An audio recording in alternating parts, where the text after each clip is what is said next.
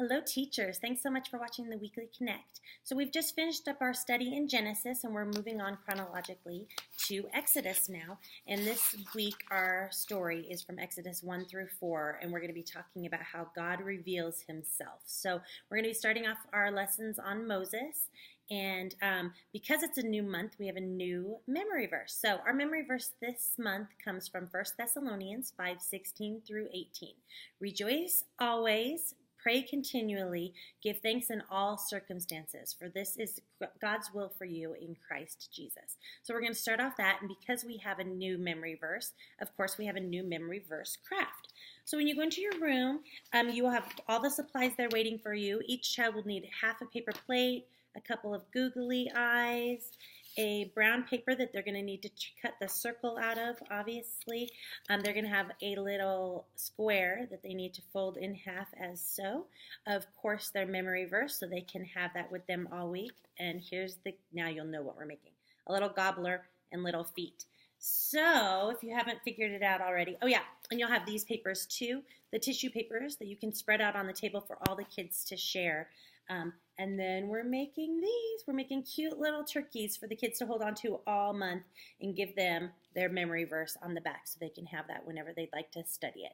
So the reason that you have the whole square is so that you can make the beak 3D if you so choose. If it's it was a little bit big, I could have cut it down a little bit. The kids can make it however they want. But what I would do first is take all your things, cut them out, affix everything onto the circle just as so, and then put the feet on like that, so the feet are on the back, so they just show a little bit from the front, and then take the glue stick and get this good and glued up and put the tissue paper all over. It's a really simple craft. Of course, the verse goes on the back, so the kids will have that all month to learn their verse.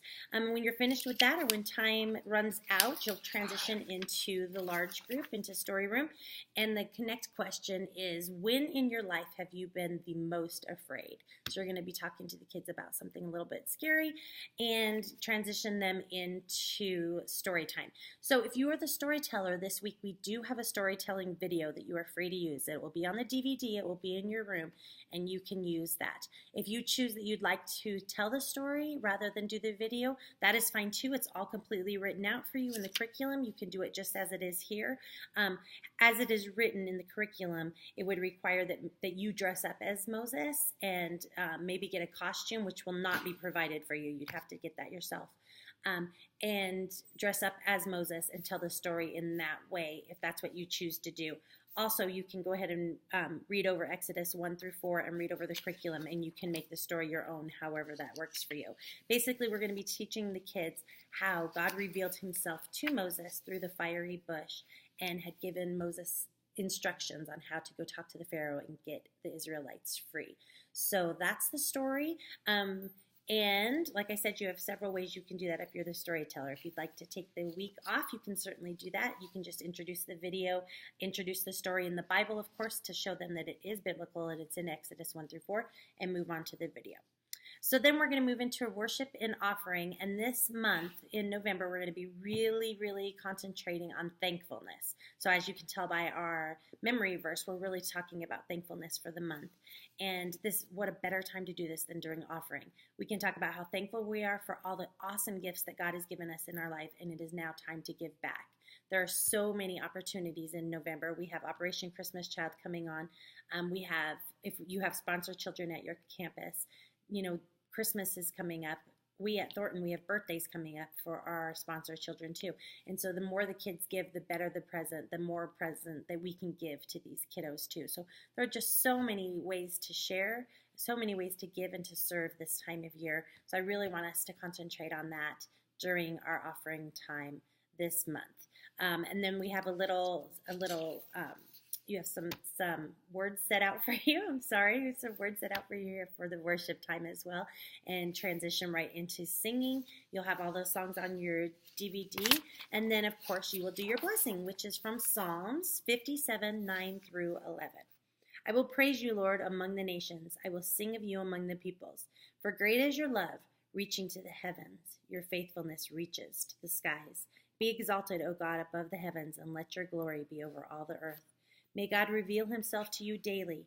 May you know that he chose you to be his adopted child through Jesus. So great blessing to give the kids. They'll transition back into their classrooms and they'll do their after story time review questions.